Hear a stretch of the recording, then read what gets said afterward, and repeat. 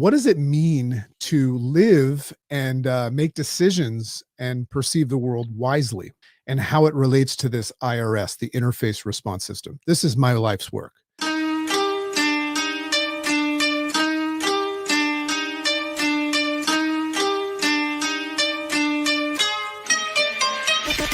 Great morning, world! Welcome to the Rise Up with Dragon podcast with your host, Dragon!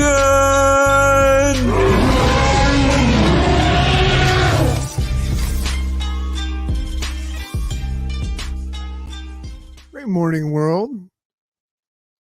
Very, very great morning. Just excited to be here, excited to this morning I was recognizing, I think one of the things I love to talk about, give a shout out to Clark and Carol, who are filing into the clubhouse for the after party. One of the things I talk about a lot is the impermanence of life and just really, recognizing the blessings of the impermanence of life, So I always begin my day, in a state of gratitude, saying thank you and thanking the world for the simple things. Like, I'll give you an example. One of the things that I recognized this morning, it's just a matter of becoming mindful of things, right? So one of the things that I recognized this morning when I was taking a shower, and I don't know how many people ever, just look at the simple things in life and just recognize and the blessing in them. But I was taking a shower and I was just recognizing like how in like 15 seconds, I had hot water and I had this beautiful rain shower and soap and all that stuff. And I mean, of course, people can recognize that they're grateful for those things, and it's not so much to say I have and others don't, but I love to just take time and just recognize the blessings. I did a live on my Facebook. If you're not friends with me on Facebook, you can go watch this, but I did a live yesterday just where, a human being did a nice deed for me. And I just recognized it. I think that, when we wake up in the morning, and this is a big part of the interface response system. I think when we wake up in the morning, we have this tendency of booting up our computer. And if you think about it, when you boot your computer up, you're booting yesterday's program. And that's potentially dangerous because if you boot yesterday's program, and yesterday had some shitty things happen in it, then you're carrying that shit with you today. So that's why I think it's so important to recognize that fragile time. And I talk about this in my model morning, my Rise Up Great Morning podcast episode, and that'll be in the book, and that's in the 15 Days of Discipline. Just to recognize that fragile time from when we go from unconscious to conscious, and how in that space we don't really know anything yet.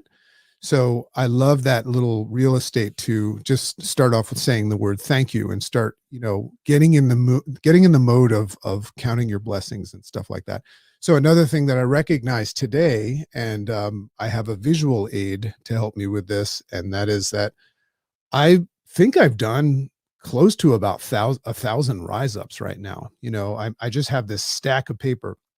For those of you that are on the video looking at this, I have, it says Rise Up with Dragon print. I write these usually in the mornings, but this one I wrote yesterday morning. And I read these, and that's probably one of the most uncomfortable things in the world to do. I always do best when I freestyle, but the whole premise of this is I go through this process of writing every morning, and in that process of writing, I unpack things, and a lot of followers, like the whole concept of making sense and unpacking things. But it also is a practice in gratitude as well, because when I'm writing about this stuff, I'm not thinking about other stuff. So, great morning, world. So much better to say great morning than good morning. And today's Rise Up is called On Living Wisely. And just before I jump into it, and I share with you my Rise Up, think about what that means to you today. And by the way, another blessing, we're teetering around 50,000 downloads a month right now on our podcast, which is just nuts because I started this off as almost not as a goof, but I started doing a podcast. For anybody out there that's thinking about doing a podcast, I started doing this as a way of practicing sharing my thoughts. It was a selfish act. I figured if I wrote things down and then started sharing them, I would take ownership of them. And it's true, that's why I always say, if you learn something today, give it away. That's how it's going to stay. So I was just handing it over to the universe. Um, but then all of a sudden people started listening, and it's like this whole dragon thing happened. And now we got like 50,000 downloads, but people from other countries or, I got interviewed on a podcast the other day. It's kind of funny when you have this moment where somebody thinks that you're important, but you don't feel it. And this young woman, Abigail, was and she listens to this, so shout out to her. We had a great interview, and I'm going to actually interview her on our show. But she was just like quoting some things that I said on some of my rise ups, and I just thought, that's just nuts. So anyway, blessings there. So on living wisely, what does it mean to live and make decisions and perceive the world wisely? Before I get into the rise up, to be wise in some way, shape, or form, and I'll share the definition with you, is it means to make a good decision. A wise decision would be something that serves you, right? But that can get very complicated. And that's why I thought it would be, something to unpack. Complicated because if you know where you're going and you have you have your eyes set on a goal, and you've gone through the steps of creating value, and it's what you truly want, then a wise decision would be something that supports that, right? And we talk a lot about stoicism and stuff. But if you're making wise decisions based on yesterday's program or the natural selection evolutionary programming that we have to run in the side of fear and things like that, then you might find yourself making wise decisions that are preventing you from moving forward, right? So that's why I thought that this was an important thing to decipher the difference between those things. And this is a very, very common thing that shows up when you practice stoicism. All the great Stoics, Epictetus, Zeno, and Marcus Aurelius, they all talked about, making wise decisions. So I wanted to share that with you today, and then you can take that and hopefully reprogram and, create a different relationship with what it means to make a wise decision and make wiser decisions today that will move you forward. So on living wisely. So here we go. So pretty cool to take a deeper look at the idea behind living wisely and how it relates to this IRS, the interface response system. This is my life's work. My life's work and this podcast and everything that I'm doing. I am obsessed, to quote Julie Loken, I'm obsessed with helping other people develop a more efficient response system to the happenings of life. I think upstream, the number one problem that humans have right now is not a lack of anything that they have and they pray for. It's emotional mismanagement, meaning they're mismanaging how they emotionally react to things. So that's my life's work, the interface response system. And that's, you'll see when the book comes out. It's a little deeper than that, but so I keep unpacking and peeling back the onion. And what I mean by that is keep going back to the why is that? Why is that? Why is that? That's what I love to do. Peeling back the onion of the inherent value of a more efficient response system to the happenings of life. So that's the IRS. Then further peeled back beyond that, I look at the hard work that we put into setting goals, backing them up with hard action, and practicing consistency, discipline, resilience, perseverance, and grit. We read all the books and we know that we have to do all those things to more efficiently move towards the things that we have. And we work so hard at that. And most of the hard work, by the way, is the struggle because of your mindset. And we've talked a lot about that. So I see the obvious wins. When I'm thinking about that and I'm peeling back the onion, I see the obvious wins of something like weight loss or, health, financial security, abundance, and positive mindset, right? When you do those things, when you practice those things and you do the mechanical hard work, even the hard work, I can see the value of those. There's some wins associated with it.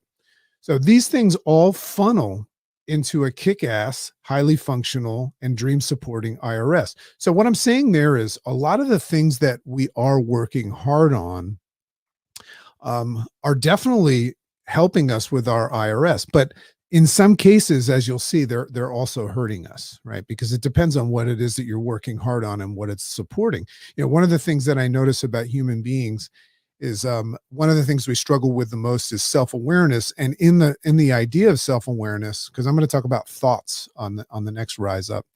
Um, One of the things about self-awareness is sometimes we find ourselves working very hard at something, but we don't have the ability to gauge whether or not we're moving towards not only something, but the thing that we actually want. And I speak about this concept of fake work. Sometimes we just like find ourselves, just doing the do, right? That's a lot of do. So, but today I'm becoming aware of another benefit from all of that stuff, right? Another trait that amplifies this IRS, and that is to become wise. So, step back right there and just imagine what would happen to all of the things that you are working hard at and doing if you did them wisely, right?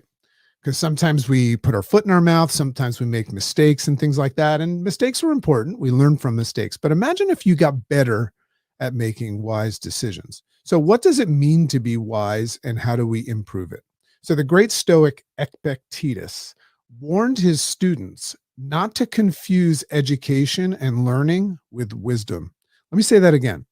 Because I talk a lot about how learning can be a distraction in the absence of action, right? This is another accent to that. Epictetus warned his students not to confuse education and learning with wisdom. So, how many people go out there and learn all the time thinking that it is giving them something? So, do you know anyone that is a full-time student going from degree to degree, then, earning certifications and licenses and things like that? As a matter of fact, I know a lot of people like that, and I've gone on runs like that in my life, but I think we're always trying to validate ourselves, and the degree to which we're significant by getting these degrees and certifications and learning. But is that making us wise as we look at the idea of making better decisions that make it help us move forward? Or is the goal that we're just going to learn until we die? And then on our tombstone, they'll be like, this guy knew a lot. He didn't get anywhere, but he knew a lot. So you see what I'm saying? So there's a deep unconscious confusion with learning and wisdom. I think we were all brought up thinking that the more we learn, the wiser we are. So there's a confusion with this idea of learning and wisdom in the sense that wisdom comes from things that we learn that aid in our perceptions and analysis of happenings and our decision making process.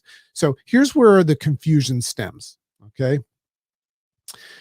One definition that we learned is this: the quality of having experience, knowledge, and good judgment, the quality of being wise, right? So let me just point something out there. So this is out of the dictionary. It says the definition of being wise, the quality of being wise. So it has to do with having experience, knowledge, and good judgment. So you see why we think learning equals wisdom. Yet we still struggle through life being pushed back and distracted by the things that happen. If we're becoming wise, one of the ways that you should be able to measure that metric that you are becoming more and more wise is you should start to notice that in the face of adversity, you're becoming less distracted and less pushed back away and off track from what it is that you're looking to accomplish. Now, if your wisdom keeps telling you not to jump into the fire, but you kind of know that the fire and the obstacle is the way, then that's not working for you. So the definition of the word wise refers to having or showing experience, knowledge, and good judgment. So this definition exposes the challenge that we face in making wise decisions. So it depends on a few things. On being clear. So here are the things that the idea of being wise depend on. It depends on having a clear understanding of the goal that we wish to accomplish to support, right? So once you decide what it is that you want to accomplish, then you want to start doing things that are supporting the decision to accomplish that goal. But as the definition states, here's the key: I think this is the main point that I wanted to offer people today. As the definition states, living wisely is also attached. Now, when I say attached, that means that you've learned that it's attached to this. So you can unlearn that. So, there's something called learned helplessness, where we've actually learned that this is the way it is and that's it. So, but as the definition states, it's also attached to those memories and past experiences we store in the hippocampus. Now, for those of you that follow along live, I talked about the stress response system, and I talked about, how we trigger the amygdala and it goes to the hypothalamus, but then in the hippocampus in our brain, that's where we store memories. So what I'm saying right now is we've been trained to believe that living wisely is also attached to making wise decisions, but we always check our memories and our experiences. So what if those memories and experiences are a mess? What if those are the things that you're holding back and you keep checking on the memories and experiences to make wise decisions? So that might be a wise decision in the realm of safety, but it's not a wise decision if your decision is to grow. So what if we're calling the shots on how we choose to act and respond based on past lessons or experiences? Um, and those things need to be dropped or erased as they no longer apply. It's interesting to look at some of the thoughts and concepts that we have and ask yourself, do those thoughts and concepts that I have from things that happened in the past, do they serve me today? Right? That's a concept that nobody ever taught me. We have to learn that way through suffering a lot. Do they serve me today, and do they apply today? Right? So why do you think in computers we're constantly upgrading programs, right? Because the old program doesn't apply anymore as we move forward. So this means that the large share of the wise decision making. Now, when I say the large share, I'm in observation that most people in the world are not fulfilling their dreams. They're just getting by, and they're doing the best that they can, and they're victims and all that stuff. So what I'm saying is the large share of the wise decision making process actually needs to bypass the no longer applicable potential safe and safe past. So you see what I'm saying? The past is teaching you how to keep safe. Don't make that mistake again, right? And reference the desired future state instead. You have to switch. You have to start referencing where you want to go rather than where you've been. So you see, most people struggle to move forward due to making choices to stay safe, and safe decisions are ones connected to the past. Think about that for a second. When you make a safe decision, that decision is connected to the past, to not make a mistake again, right? And it's very, very unsafe to look at the future. You know why? Because it's unknown.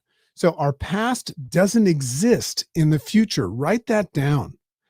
Your past does not exist in the future and is an old friend that causes trouble whenever you invite them to the party. So what am I saying there?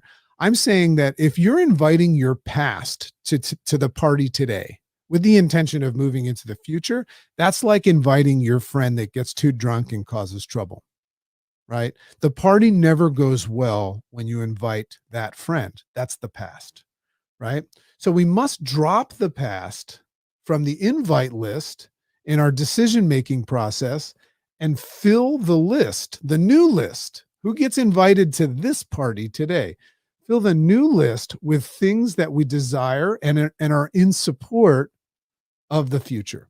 So, in fact, when attempting to communicate wisely with others, we find the best method of communicating. Listen to this. The best method of communicating with others, because now we're talking about wisely communicating with others so that you have more efficient communication, which also is attached to you moving forward. But the best way to communicate with others wisely is not with words, but with listening and understanding, which amount to the most powerful words that any human could ever utter. The most powerful words that any human could ever utter are listening. It's an interesting way of looking at communicating. I think another thing that we've been taught and we've learned is that communication is all about speaking. But if you think about an actual communicative, relationship between two people, one speaks and one's listening. If somebody doesn't listen, there's no communication. If somebody doesn't speak, there's no communication.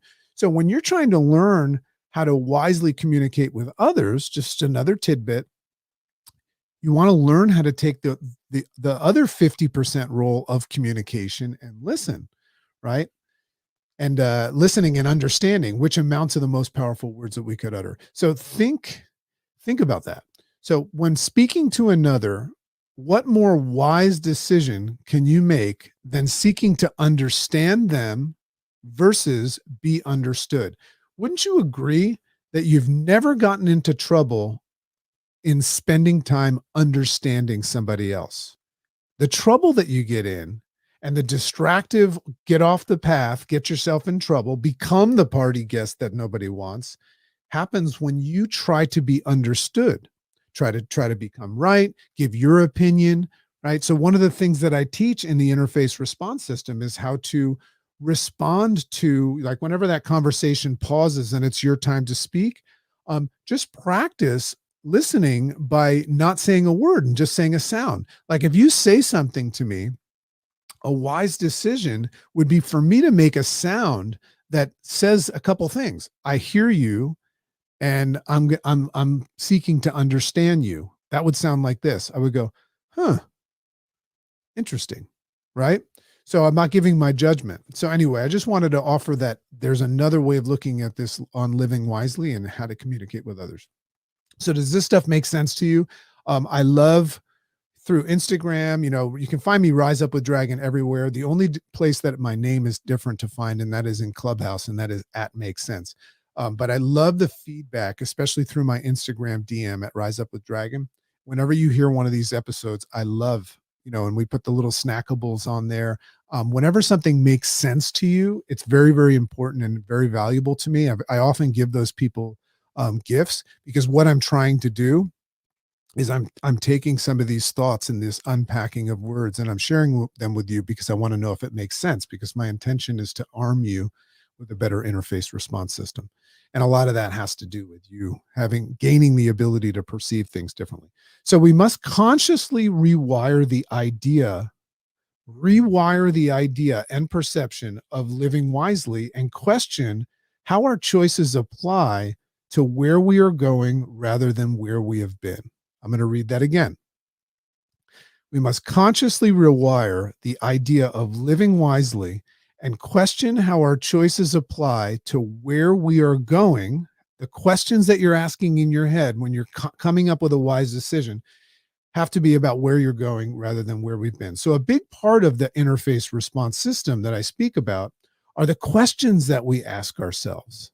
So you'll see, once I teach the system and you get that information, one of the steps is to pause. I talk a lot about pausing and listening, right? So you'll notice that a lot of the interface response system requires that you don't feel compelled to react immediately, because then you distance yourself enough and create a space where you can let the more rational part of your brain make sense of it. I'm probably going to say that again because that just came out. So a big part of the IRS are the questions that we ask ourselves when we look to make wise decisions. So how does my decision support, here's a question, how does my decision support where I am going and where I no longer wish to go? Interesting question to ask when you're thinking about an idea, and you got to take some time, distance yourself. Can I get to my desired state staying safe? So let's say I catch myself making a response that's connected to a memory or an experience that's going to keep me safe. I have to also stop and ask myself before. I still can have the opportunity of making that decision, but can I get to my desired unknown place? And that's where insanity lives, right? If you're doing the same things that you've always done and you're not in the place that you desire to go, why would you do them again? Right? I mean, that's one thing. If you're always trying to succeed, I would recommend that you try to fail. It's a different path. And trying to succeed all the time didn't work for you. So try something else. Take a left turn instead of a right. So can I get to my desired state staying safe and holding back, or do I need to make sure Do I need to make sure one of the steps of the 15 days of discipline is to see something that you need to do and force yourself? Do I need to make sure I am pushing into uncharted areas to make sure that I get to uncharted areas? Don't we have to push into uncharted areas to ensure that we get to uncharted areas? So I have never been, I've never been yet, but I desire to be. Right. So that's what the when I look at an uncharted area, I look at it as something I've never been there, but I desire to be there. So I have to do something that I've never done. Right. And very often it's something that I initially think is unsafe. I think we all need to live a little bit more unsafe. And I don't mean unsafe in terms of how it affects other people. I'm saying get uncomfortable. And what's funny about being uncomfortable, and this is another wise decision because it's in every book. Um, Uncomfortable is a perception. All you have to do is live uncomfortably long enough until it becomes your new comfortable. And then the exhausting thing about growth is you have to find something new uncomfortable. So let's decide on a destination today. That's what I want to say. Let's decide on a destination today. Um, let's decide on a destination today and a way of living life and start making wise decisions that support and protect that. See, a wise decision is not something that only moves you forward, but it's also something that protects something that's important to you. So once you fully embrace this concept and you shed unwanted bullshit from your life, you start becoming what some people would call a goal crusher. So, great morning, everybody. For those of you that are following, Chicken and I, we're getting closer and closer and closer, sometimes taking one step forward, two steps back to having our little ducky here. I'm excited for her to be on these shows. Once again, blessings and thank you, love and appreciation to everybody that is downloading and subscribing and leaving ratings on the iTunes and things like that. I mean, we're on all these different platforms, and I'm just so humbled by it. I'm humbled by anybody that like ever thinks that I'm important, because I always tell myself, I mean, it's not an affirmation that some people would understand, but I always remind myself that I'm nothing special, because I always want to I want to put myself in service to others, right? What's special about me is that moment that I can help somebody else. I also remind my kids they can do anything that they decide to do, but they're not special. They're not special. And in this moment right now, this humble moment, I just want to let everybody that listens to this know how much I appreciate you, for your feedback and just for being human beings. I'm proud these days about being a human being. In order to do that, I had to detach from all opinions. Um, I don't care about myself being right. If somebody chooses to be right, that's fine. I understand that that's your current reality. But I just think that I think there's a lot of beautiful things happening in the world, and one of them is that I just love and appreciate all of you and this opportunity to share my thoughts and my life's work with people and find out that it's helping you. So love and appreciate you. Have an amazing day, and we will see you in the next episode.